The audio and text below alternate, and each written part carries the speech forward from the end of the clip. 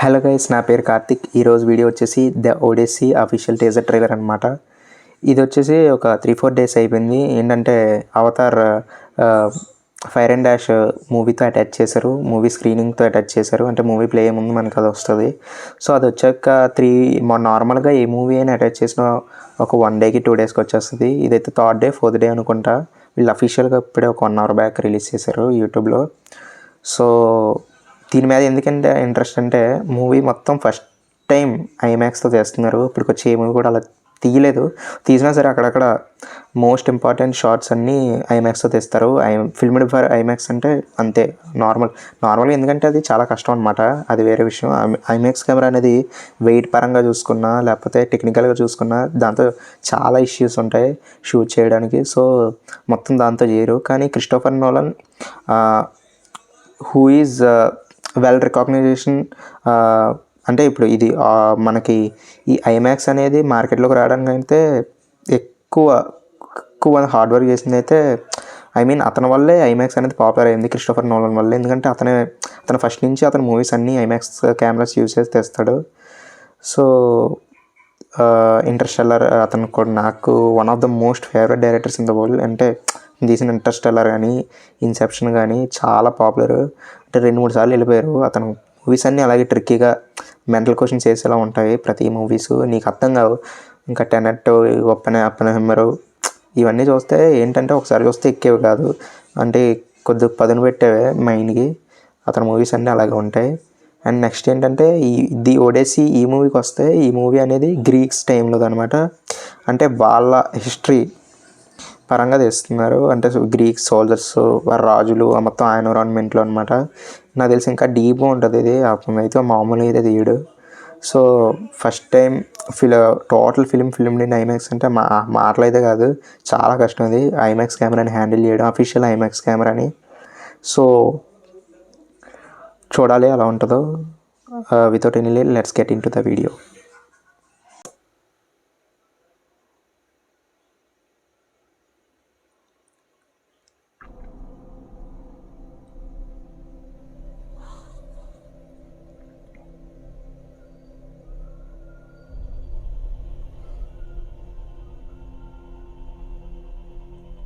కవచం,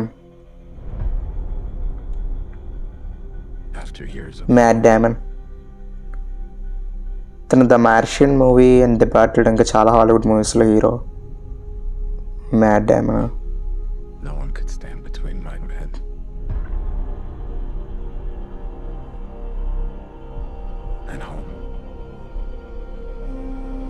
Tom Holland.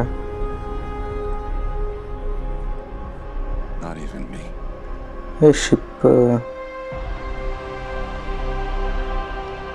Christopher Nolan. Wow, ఇదేంటి షిప్లో మొత్తం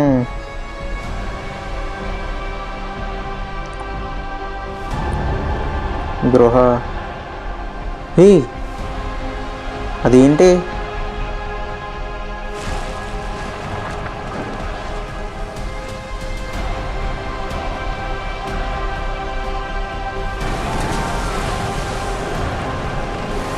ఇది సీ అడ్వెంచర్లా ఉంది మొత్తం.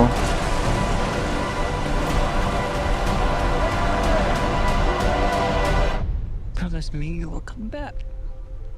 What if I can't?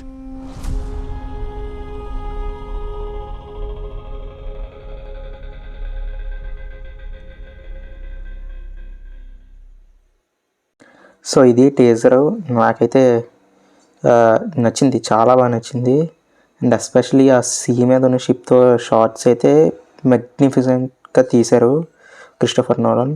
And ఇంకా మధ్యలో అసలు ఇది తెలిసిన స్టోరీలాగా ఉంటుంది, కానీ వెళ్ళే కొద్దీ ఏంటంటే క్రిస్టోఫర్ నోలన్ మూవీస్ అన్నీ అలాగ ఉంటాయి. ఏదో ఈ సబ్జెక్ట్ ఏదో తెలిసిన దాంట్లోకి ఇంతకుముందు చూసిన దాంట్లోకి ఉంటుంది, కానీ దాన్ని కొత్తగా చూపిస్తారు. అతను ఇప్పుడు చూపించేది కూడా చాలా ఇంటెలిజెంట్గా ట్రిగ్గర్ చేస్తారు. కొన్ని పాయింట్స్ మనకు అర్థం కావు చాలా వరకు మూవీస్. అసలు ఇప్పుడు ది ఒడిసీ, ఇంటర్స్టెల్లర్ కూడా అంతే. చాలా అదే ఏదో స్పేస్ డ్రామా అది ఇది అనుకుంటారు చాలామంది. అప్పుడు ట్రైలర్ టేజర్ చూసుంటే మాత్రం, రిలీజ్ ట్రైలర్ చూసినా సరే ఏదో సింపుల్గా అనుకుంటారు, కానీ మొత్తం థియరీ, ఈ మూవీలో చెప్పే థియరీ కానీ చాలా బాగుంటుంది. ప్లస్ ఇందులో టీజర్లో ఏంటంటే ఏవో డెమాన్స్ అటు ఉంటాయి కూడా అని కూడా తెలిసింది అండి. ఒక కర్స్ అయ్యి ఉన్న ఒక ఐలాండ్, ఇలాంటి డెమాన్స్ ఉండేది ఏరియా, ఇలా అలాంటిది వాటి ముందు అరౌండ్ అవుతుందేమో స్టోరీ. అండ్ వీళ్ళు అడ్వెంచర్ చేస్తారు, అది పక్క. మరి దేనికోసం ఏంటో తెలియదు. అంటే Zendaya character, Spider Man, Tom Holland, Zendaya కూడా ఉంది ఇందులోని. సో తనే క్యారెక్టర్ తెలీదు. ఇందులో చాలా వాళ్ళ హిస్టరీ మనకు తెలియదు ఇంకా పర్ఫెక్ట్గా. అందులో రీసెర్చ్ చేస్తే ఒడెసిస్ అనే ఒక గ్రూప్ ఉంటుంది వాళ్ళ హిస్టరీలో. అంటే మ్యాడ్ డామనాలు ఒడెసిసి, అదే ఈ ఒడెసెస్ సంబంధించిన వాళ్ళు.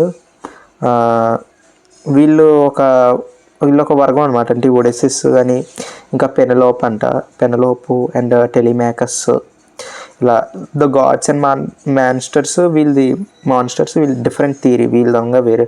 అసలు గాడ్స్, మాన్స్టర్స్ అనేవి ఉన్నారు. టీజర్లో మనకి క్రిస్టల్ క్లియర్గా చూపిస్తారు.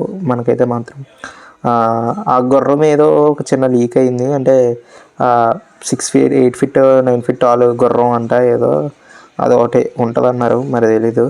సో చూడాలి.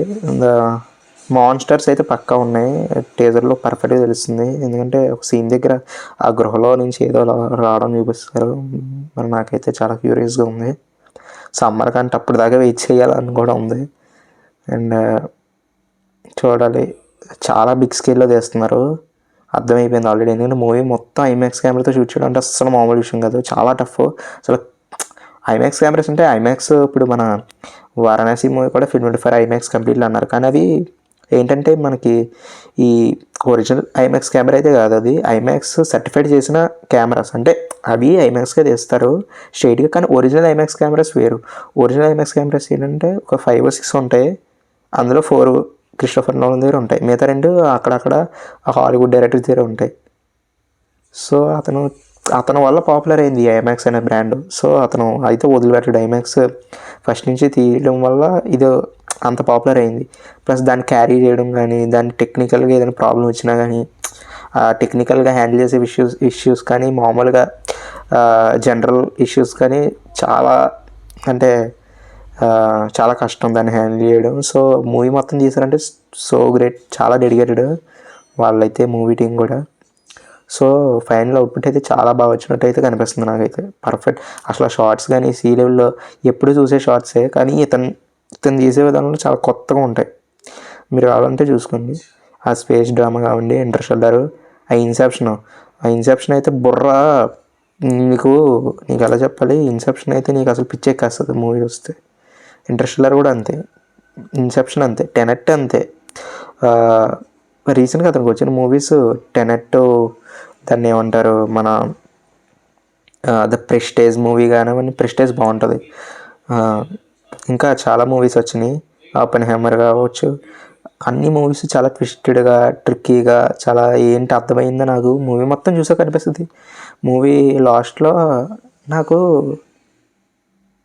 అర్థమయ్యింది కానీ అర్థం కాలేదు. అంటే నీకు అర్థమవుతుంది, ఆ స్క్రీన్ ప్రెజెన్స్ అంతా అర్థమవుతుంది నీకు, మొత్తం అక్కడ ఏం జరుగుతుందో నీ కళ్ళకు కట్టినట్టు కనిపిస్తుంది. కానీ నువ్వు రియలైజ్ అవుతావు లాస్ట్కి ఏం అర్థం కాలేదు, నాకేం అర్థం కాలేదు, కానీ నా కళ్ళ ముందు మొత్తం కనిపిస్తుంది. ఇప్పుడు నీకు ఎలా చెప్పాలి, ఇప్పుడు సింపుల్గా చెప్పాలంటే, నీకు ఒకళ్ళిద్దరు నీ ముందు గొడవ పడుతున్నారు, వాళ్ళిద్దరికి నీకు గొడవ పడుతున్నారని నీ కళ్ళకి కనిపిస్తుంది. ఆ గొడవ కాజ్ నీకు తెలియడానికి ఎవరొకరిని అడిగితే నీకు తెలుస్తుంది. ఇది అంతే. ఈ మూవీ నువ్వు చూస్తున్నప్పుడల్లా ఇతని మూవీస్ అంతా ఫస్ట్ టైం మొత్తం చూసేస్తావు, నీకు ఏదో క్వశ్చన్ ఉండిపోద్ది, అది ఎవరైనా అడగడం, లేకపోతే బ్రౌజ్ చేయడం, చాట్‌జీపీటీ అనడం, ఏదో ఒకటి చేస్తావు, అప్పుడు తెలుస్తుంది. అప్పుడు కూడా తెలియకపోవచ్చు. సో నీకు తర్వాత మల్టిపుల్ టైమ్స్ వస్తే నీకు నువ్వే రిలీజ్ అయ్యి నీకు నువ్వే తెలుసుకుంటావు. అలా ఉంటాయి అతని మూవీస్. సో వీలైనంత వరకు ఎవరైనా క్రిస్టోఫర్ నోలన్ ఒకవేళ తెలియకపోతే తొందరగా అతని మూవీ స్టార్ట్ చేయండి, ఎందుకంటే చాలా ఇంట్రెస్టింగ్ ఉంటాయి. అండ్ సైన్స్ ఫిక్షన్ అన్ని జోనర్స్ చాలా. ఇది ఇప్పుడు మైథాలజీ, ఈ వీళ్ళ హిస్టరీ పరంగా వెళ్తున్నారు. సో ఇది ఇంకా చాలా గట్టిగా ఉంటుంది. అండ్ అన్ని జానర్స్ కవర్ చేస్తారు. ఆల్మోస్ట్ అతను ఎక్కువ సైన్స్ ఫిక్షన్ తీస్తారు. సో అది స్ట్రాంగ్గా ఉంటుందని నా బిలీఫ్. ఇప్పుడు ఇది వచ్చేది, ఇది ఫస్ట్ టైం అనుకుంటా తను టచ్ చేసే జానరు మెథాలజీ అటినా. సో చూద్దాం ఎలా ఉంటుందో. Thank you and subscribe for my channel for even more content.